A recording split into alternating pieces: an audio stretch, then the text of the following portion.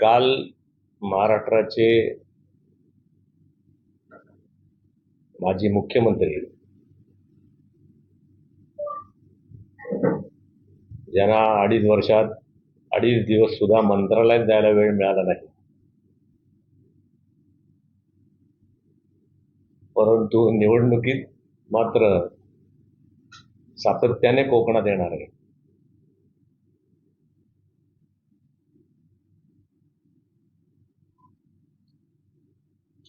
माननीय उद्धवजी ठाकरे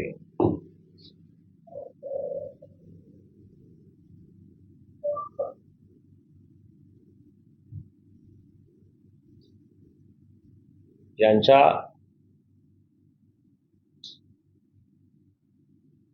अनेक गोष्टीतल्या ज्ञानामध्ये भर पडण्यासाठी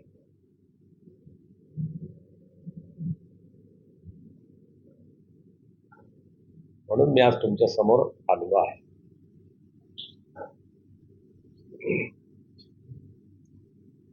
त्यांनी काही मांडलेले मुद्दे, काही विषय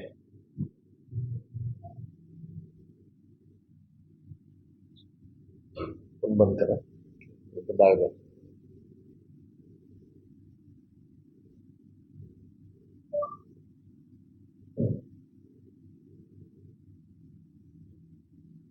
पहिलं त्यांनी सांगितलं की एक एक विषय त्यांच्यावर बोलतो, तुमच्या पण लक्षात आलं तर मला विचारा.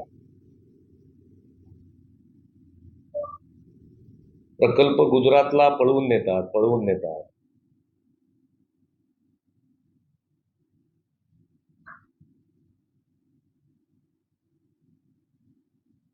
रोजगार मिळत नाही म्हणून आरडाओरडा करायचा आणि 2 लाख पोरांना रोजगार देणारा प्रकल्प सिंधुदुर्गात रत्नागिरीत आणला.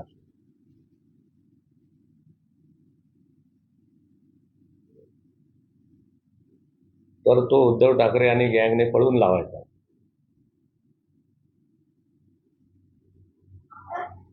रिफायनरी हवी तर गुजरातला घेऊन जा सांगणाऱ्या उद्धव ठाकरेंना मला सांगायचंय की माननीय उद्धव ठाकरेजी, जामनगरच्या रिलायन्सच्या सावकारी रिफायनरी मुळेच गुजरातच्या 2 लाख पोरांना रोजगार मिळाला.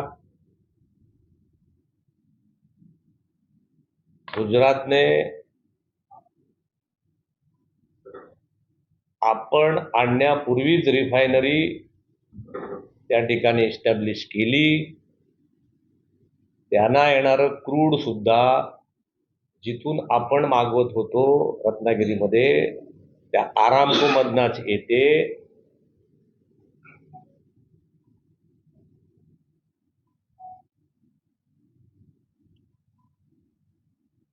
त्या रिफायनरीवरती अंबानी मंडळी सावकार झाले, श्रीमंत झाले. ज्या रिफायनरीमध्ये तुम्ही त्याच्या मुलाच्या लग्नाला गेला होता,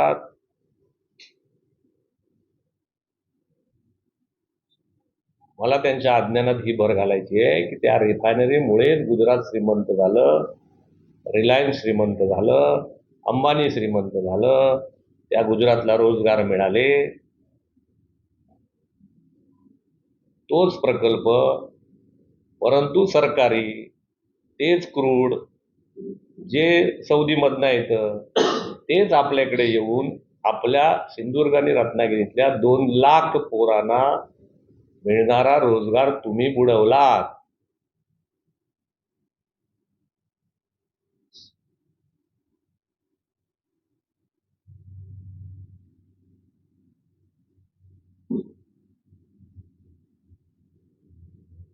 जे विनायक राऊत या प्रकल्पाला विरोध करतात,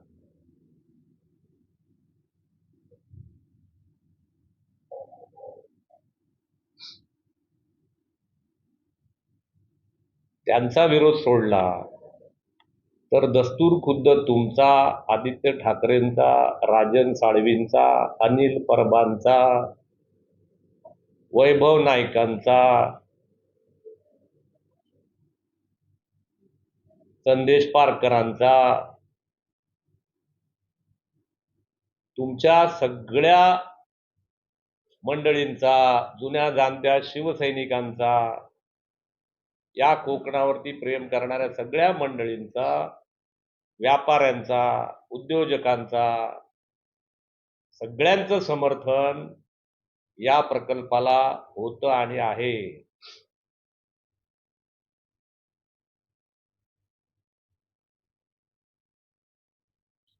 पेट्रोलियम मिनिस्टर तत्कालीन धर्मेंद्र प्रधान यांच्याकडे CSR मधून 2 सुलभ शौचालयाची मागणी पूर्ण झाली नाही, म्हणून त्यांना धडा शिकवण्यासाठी त्यांचा रिफायनरीचा प्रकल्प कोकणात कसा होतो हेच मी बघतो. हे सन्माननीय खासदार विनायक राऊत यांची प्रतिज्ञा आहे.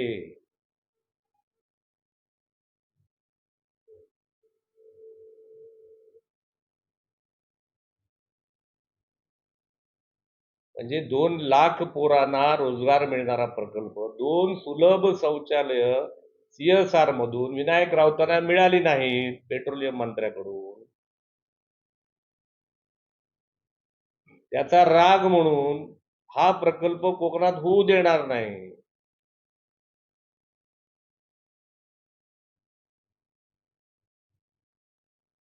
हे तुम्हाला कळावं, तुमचं अज्ञान दूर व्हावं. विनायक राऊतांचा का विरोध आहे?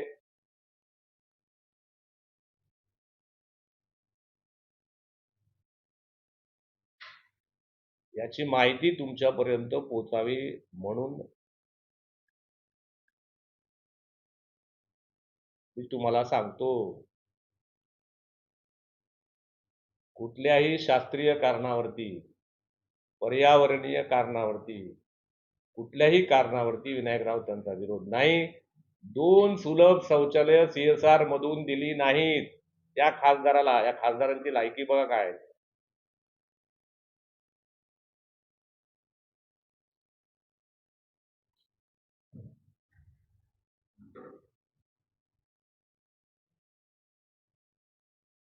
त्यामुळे एकीकडे ह्यांचीच फौज प्रकल्प हवा म्हणणारी आणि ह्यांचाच विनायक राऊत प्रकल्प नका म्हणणारा. तुम्हाला नक्की कोण फसवतंय, तुम्हाला कोण अज्ञानी ठेवतंय याची उद्धव ठाकरेंची माहिती घ्या. कालच्या भाषणामध्ये त्यांनी वेंगुर्ल्याच्या पाणबुडीचा उल्लेख केला.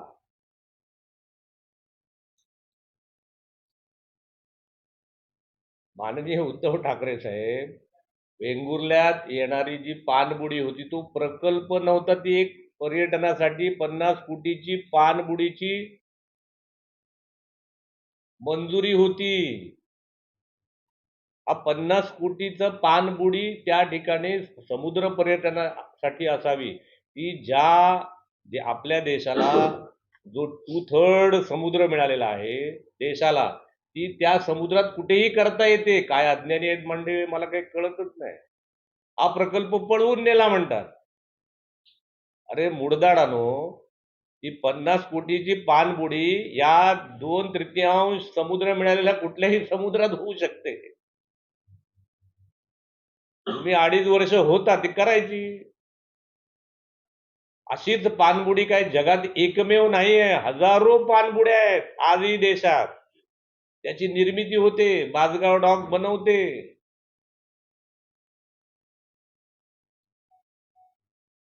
उद्धव ठाकरेंना ब्रीफिंग योग्य प्रकारे होत नाही किंवा त्यांना प्रशासन कशाशी खातात, प्रकल्प कसे तयार होतात हे कळत नाही.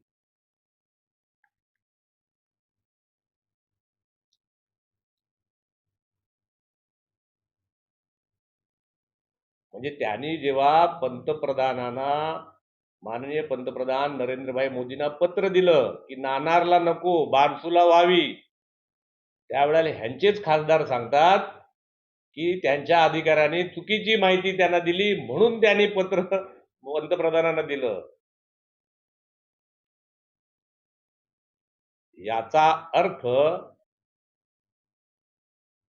उद्धव ठाकरेंना प्रशासनातलं काही कळत नाही. एका निर्मला सीतारामन ज्या अर्थमंत्री आहेत त्यांच्या एका कार्यक्रमात त्यांनी जाहीर सांगितलं उद्धव ठाकरेंनी की मला बजेट मधलं काही कळत नाही. मी सरकारात असलो तर बजेट चांगला, मी सरकाराच्या विरोधात असलो तर बजेट वाईट. उद्धव ठाकरे साहेब तुमची इयत्ता कोणती? कुठलाही प्रश्न तुम्ही गांभीर्याने घेतला नाही. 2.5 वर्षामध्ये तुम्ही 2.5 दिवस सुद्धा प्रशासन समजून घेतलं नाही. 40 आमदार एका रात्रीत त्यांच्याच मीटिंग मधनं उठून निघून गेले. मग ते बहुमत विधिमंडळात सिद्ध करावं लागतं आणि ते सिद्ध झालं किंवा न झाल्यास राजीनामा द्यावा लागतो. हे पण आपल्याला कळलं नाही. ते बहुमत सिद्ध होण्यापूर्वीच आपण राजीनामा दिला आणि पक्षाला आणि तुमच्या सगळ्या मंडळींना, सहकारी मंडळींना, सहयोगी पक्षांना अडचणीत आणले.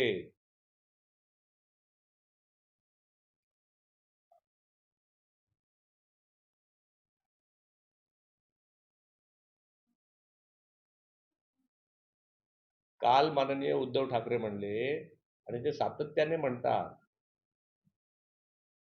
की माझा बाप चोरू नका, माझा बाप चोरू नका. या देशातले महापुरुष म्हणजे डॉक्टर बाबासाहेब आंबेडकर असतील, छत्रपती शिवाजी महाराज असतील, स्वामी विवेकानंद असतील, जे थोर पुरुष होऊन गेले, हिंदू हृदय सम्राट बाळासाहेब ठाकरे आहेत, हे सगळे थोर पुरुष, महापुरुष ही कोणाची वैयक्तिक प्रॉपर्टी नसते. ते आता तुमचे वडील राहिलेले नाहीत, ते या जनतेच्या हृदयाचे वडील झालेले आहेत. ती जनतेची प्रॉपर्टी आहे.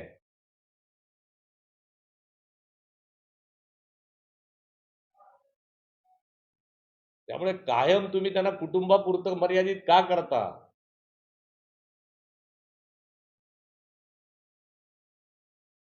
बाळासाहेबांनी काही विचार दिला, हिंदुत्व दिलं, देशभक्ती दिलं, राष्ट्रप्रेम दिलं. ज्यांना ह्या देशात प्रेम आहे त्यांनी त्या ठिकाणी राहावं, मग कुठल्याही धर्माचा असेल. हे विचार हे वारसा हक्काने येत नाहीत. वारसा हक्काने फक्त संपत्ती येते उद्धवजी. विचार, देशभक्ती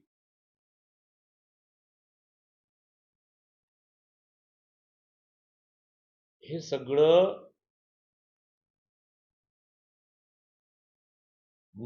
फक्त वारसा हक्काने येत नाही.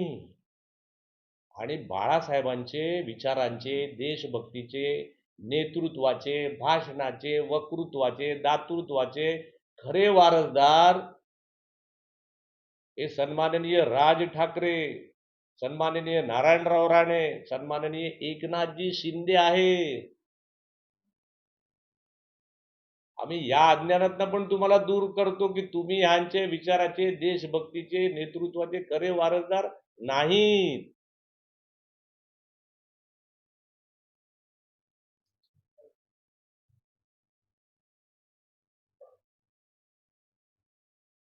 तुमच्या बाळासाहेबांच्या घरातल्या प्रॉपर्टीवर तुमचं एकमत झालं नाही. ते तुमच्या या वैचारिक वारशावरती काय होणार? त्यामुळे या सगळ्या गोष्टी वारसा हक्काने येतात, पण नेतृत्व, दातृत्व, कर्तृत्व हे सगळं वारसा हक्काने नाहीये, ते कमवावं लागतं.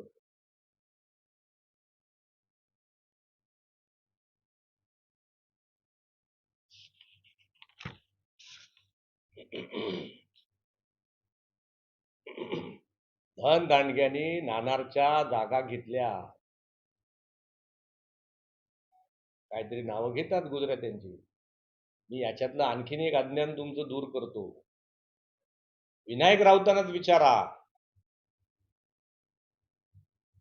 विनायक राऊतांनीच एका भाषणात सांगितलेलं आहे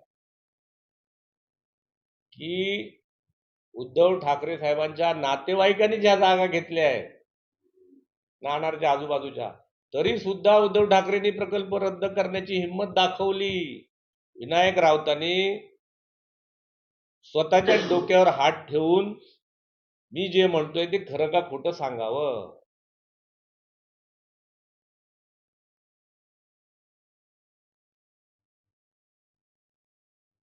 म्हणजे विनायक राऊत म्हणतायत की उद्धव ठाकरेंच्या नातेवाईकांनी जागा घेतल्या. कोणते नातेवाईक?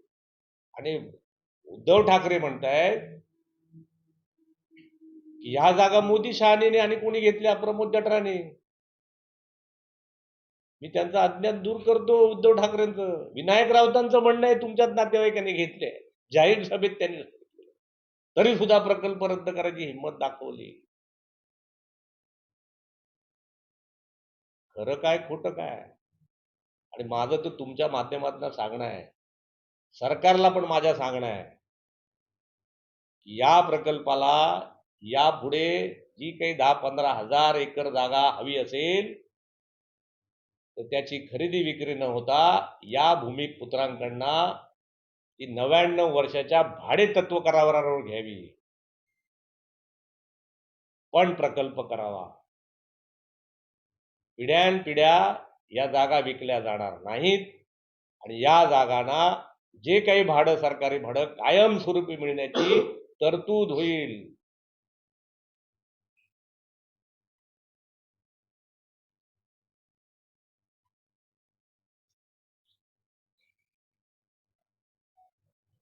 कोकणातल्या कुठल्याही समस्येची जाण नाही, त्याच्या मुळापर्यंत ही लोक गेलेली नाही. उद्धव ठाकरे हे देशांतर्गत आणि देशाच्या बाहेरील ज्या हिंदुस्थान विरोधी, हिंदुस्थानाची शक्ल व्हावी, हिंदुस्थानामध्ये अराजकता पसरावी, हिंदुस्थान महासत्ता होऊ नये, अशा मंडळींच्या हातातलं बाहुलं झालंय.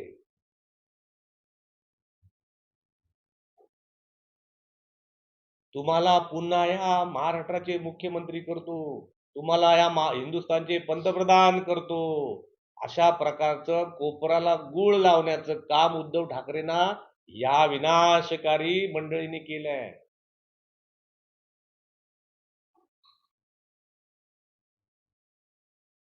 यांच्यापासून देशभक्त, राष्ट्रभक्त या महाराष्ट्रातल्या, या कोकणातल्या प्रामुख्याने सर्व धर्मीयांनी, हिंदू असतील, मुसलमान असतील, ख्रिश्चन असतील, जैन असतील, बौद्ध मंडळी असतील, माझ्या सगळ्या धर्मियांना, देशभक्त, राष्ट्रभक्त सगळ्या मंडळींना माझं आव्हान आहे की उद्धव ठाकरेंना या देश विघातक मंडळींचं व्हायरल इन्फेक्शन झालंय.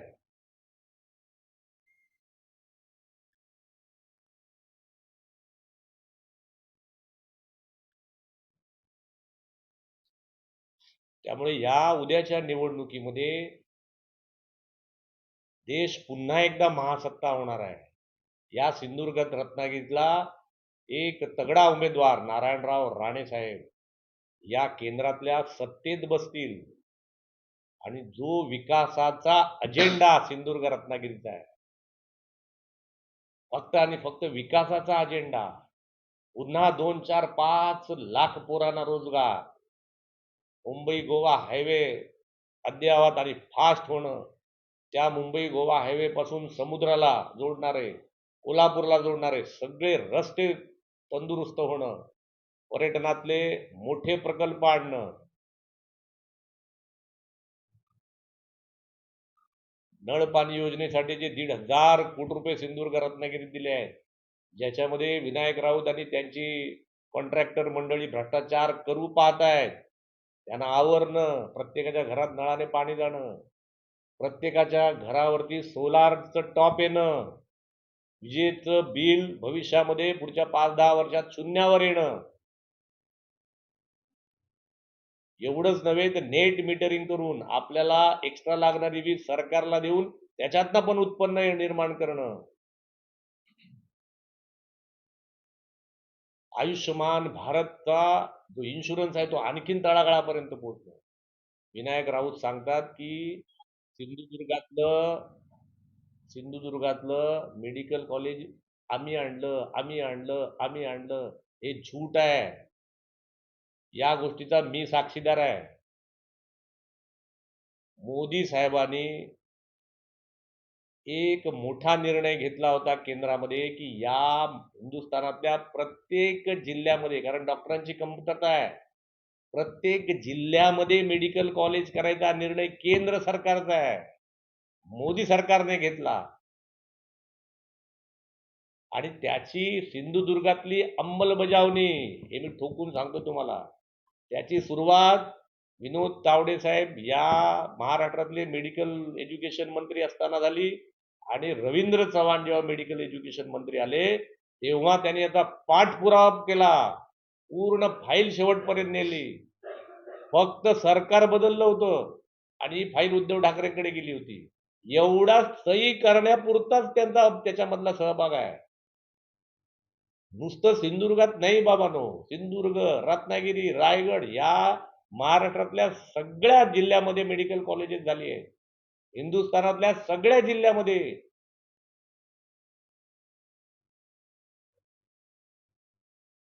ते आडाळीचं आयुर्वेदिक रिसर्च सेंटर मी आणलं म्हणून सांगतात, माझा रोकडा सवाल आहे. 4 आणं पण यांना माहिती नाही. आडाळीच्या आयुर्वेदिक रिसर्च सेंटरची महाराष्ट्राची कॅबिनेट देवेंद्र फडणवीसांकडनं प्रमोद जठारने करून घेतली. डंके की चोट पे सांगतो मी तुम्हाला. या जिल्ह्यातल्या कलेक्टरकडनं 50 एकर आडाळीची जागा मी करून घेतली.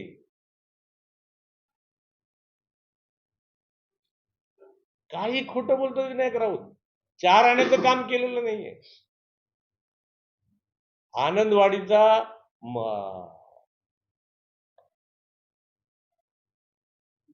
जेटी प्रकल्प, आनंदवाडीचा फिशिंग हार्बर, अरे केंद्र सरकारकडं गडकरी साहेबांकडनं 25 कोटी रुपये आणि देवेंद्र फडणवीस आणि सुधीर मुनगंटीवारांकडनं 65 कोटी रुपये मी आणले प्रमोद जठारने.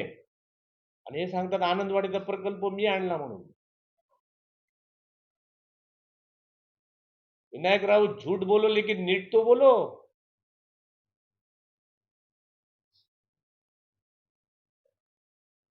मुंबई गोवा हायवे मी आणला, आपण आणला म्हणून सांगतात. साहेब, आपण मुंबई गोवा हायवेच्या फक्त भूमिपूजनाचे दगड लावायला होतात आणि शेवटी टोल नाके झाल्यावर पोराचं कंत्राट घेऊन आला. एवढाच आपला सहभाग आहे. गेल्या 10 वर्षातल्या सगळ्या समस्या सोडवण्याचं काम प्रमोद जठार, रवी चव्हाण आणि नारायण राणे साहेबांनी केलंय. काही जाहीर सभेत काही खोटं सांगायचं म्हणून मी लेखाजोखाच घेऊन आलोय काय काय करायचं ते.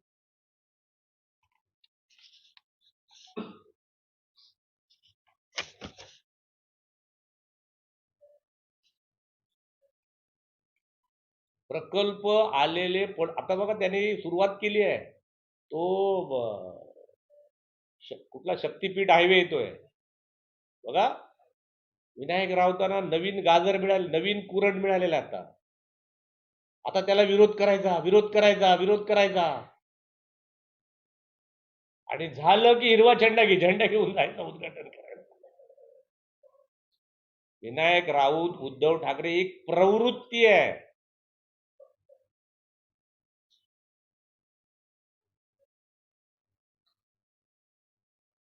एक राजकारणातली एक विकृती आहे. चिपीला विरोध केला उद्घाटनाच्या वेळेला झेंडा घेऊन होता. जैतापूरला विरोध केला, किती टोकाचा विरोध केला जैतापूरला, तुम्हाला सगळ्यांना मंडळींना माहिती आहे जनतेला. तिथली सगळी कंत्राट आजही तुम्ही जाऊन बघा, राजन साळवी नावाच्या तिथल्या आमदारांनी घेतली सगळी कंत्राट. विरोध करा, प्रकल्प अडवा आणि त्या प्रकल्प अडवल्यानंतर येणारे पैसे यांच्या घरात नावून जिरवा. ही आताची 7 मेची तारीख अटीतटीची आहे. प्रगती विरुद्ध अधोगती. नारायण राणे बरोबर राहून प्रगती साधायची, कमळाच्या निशाणीवरती बटन दाबून प्रगती साधायची, की या ठाकरे आणि राऊतांच्या नादाला लागून अधोगतीला जायचं. राणे साहेबांबरोबर राहून कमळाला मत देऊन रोजगार आणायचा का या दोघांच्या ठाकरे आणि राऊतांच्या नादाला लागून आयुष्यभर बेरोजगारी ठेवायची. 10 वर्ष खासदार असून सुद्धा हे स्वतःच्या तोंडाने जाहीर सांगतात, मी दोडामार्गचा हत्तीचा प्रश्न सोडवू शकलो नाही. अहो हत्ती सोडा, तुम्हाला हत्तीची शेपूट पण गावली नाही. आता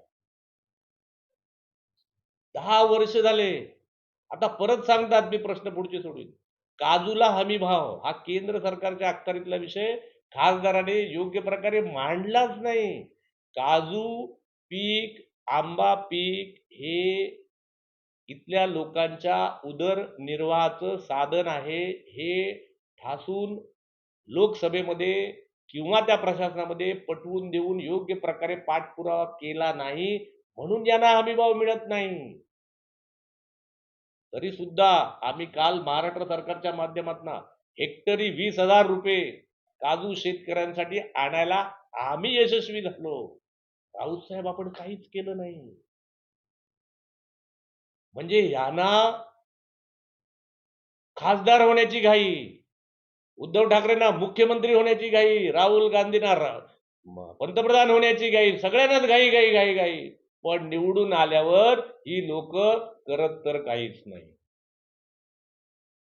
नुसतीच घाई घाई घाई, करत तर काहीच नाही. अशा प्रकारची एकूण परिस्थिती या मंडळींची. त्यामुळे जनता सुजाण आहे.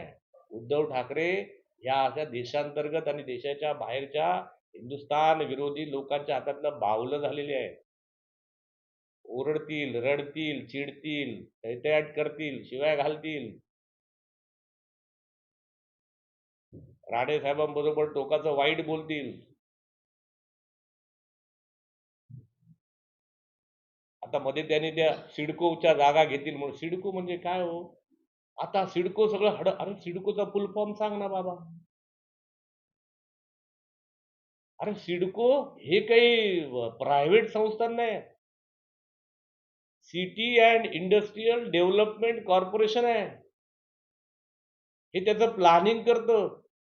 त्या भागाच्या सिटीच्या आणि इंडस्ट्रियल डेव्हलपमेंटचं प्लॅनिंग करायसाठी सरकारने ते नेमलं होतं. ते चांगलं आहे का वाईट आहे ह्याच्यावर चर्चा नक्कीच होऊ शकते.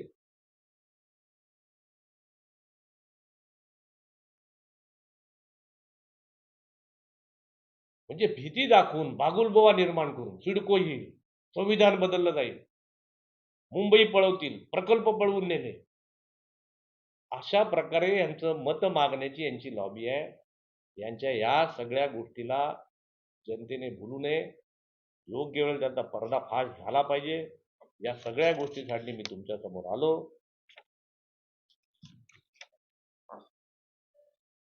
बीएसएनएलच्या टॉवरचं कौतुक सांगतात ते. बीएसएनएलचे टॉवर आणले, चुकीच्या ठिकाणी बसवले, अजूनही रेंज येत नाही, चुकीच्या ठिकाणी बसवले.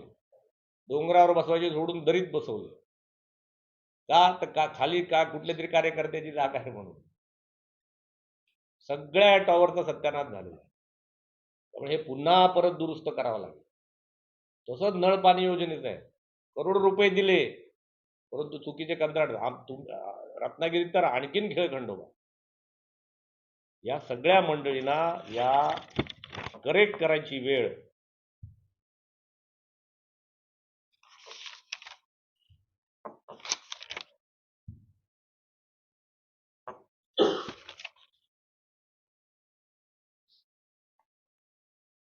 त्यासाठी मी तुमच्या समोर आलो. काही मुद्दाम गोष्टी मी गेल्या 5-6 दिवसाच्या त्यांच्या भाषणामध्ये ऐकत होतो.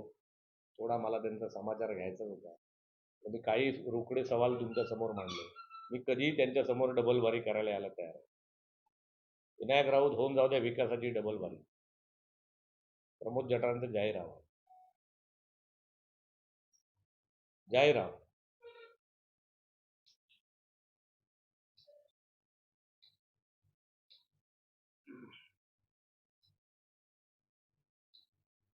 दोन वेळा निवडून आला, 2 वेळा. काल उद्धव ठाकरे साहेब म्हणले मी यांच्यावर 1 वेळा विश्वास ठेवला. साहेब 1 वेळा विश्वास ठेवलेला मान्य, दुसऱ्या वेळेला कसा ठेवला? 2014ला ठेवलात मान्य आहे, 14ला ठेवलात, 19ला कसा ठेवला? 19ला नाही कळलं तुम्हाला? आता कसं कळलं? हे उद्धव ठाकरे, विनायक राऊत हे लबाड लांडगट ढॉंग करतं आणि कधी न विकास होण्याचं सॉंग करतं, अशी अवस्था आहे.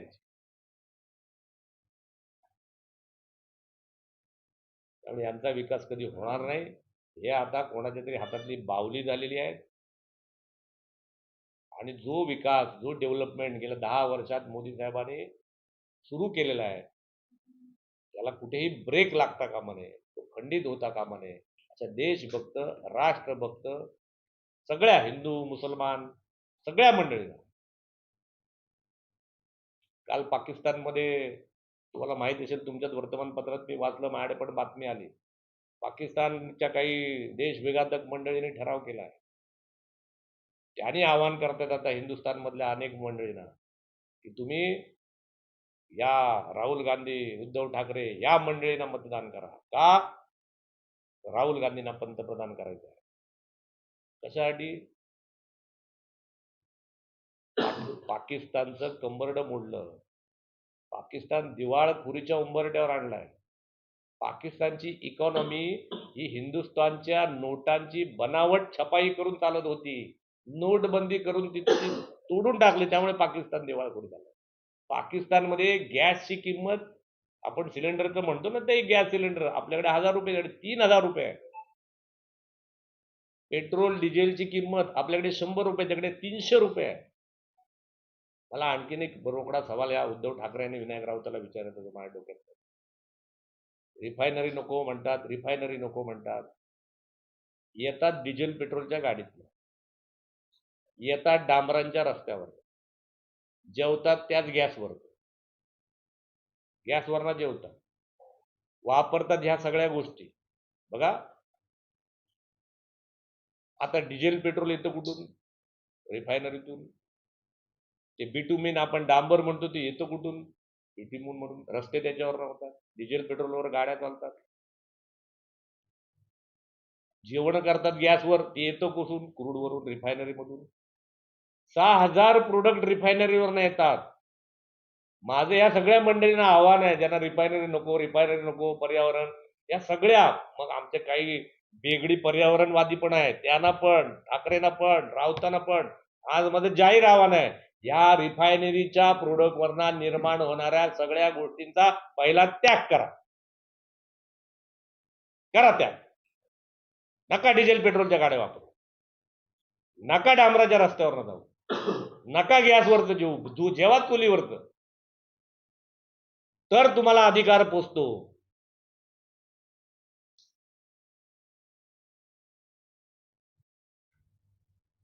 यार हमारी बात सुनो, ऐसा एक इंसान सुनो जिसने पाप ना किया हो, जो पापी न हो, असं एक राजेश खन्नाचं गाणं होऊन गेलं. पहिला दगड त्याने मारा ज्याने पाप नाही केलं. रिफायनरीला विरोध त्याने करा की जो डिझेल वापरत नाही, पेट्रोल वापरत नाही, केरोसिन वापरत नाही, गॅस वापरत नाही, डांबरांच्या रस्त्यात ज्याला नको आहेत, या सगळ्या मंडळीने पहिला विरोध करा. मग मानलं त्यांना की रिफायनरीला विरोध आहे.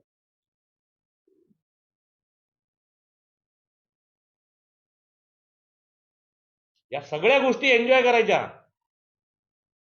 मी बघतोय काही मंडळींना यायचं गाडीत ना मस्तपैकी डिझेल पेट्रोलच्या गाड्या, राहायचो अगदी डांबराच्या मजबूत रस्त्यावरून, आणि हॉलमध्ये गेल्यानंतर एसी लावून सांगायचं आमचा रिफायनरी, म्हणजे रिफायनरी चालवायची गुजरात नाही आणि पेट्रोल डिझेल आणि डांबर आपण वापरायचं.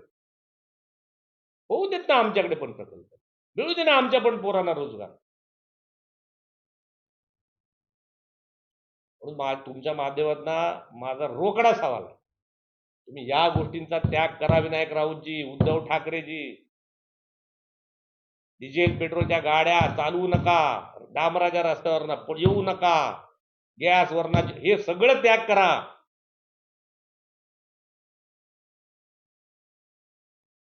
मग तुम्ही विरोध करा ना, मानलं तुम्हाला. सगळ्या गोष्टी एन्जॉय करायच्या, स्वतः मात्र तुपाशी आणि माझ्या कोकणातला बेरोजगार उपाशी.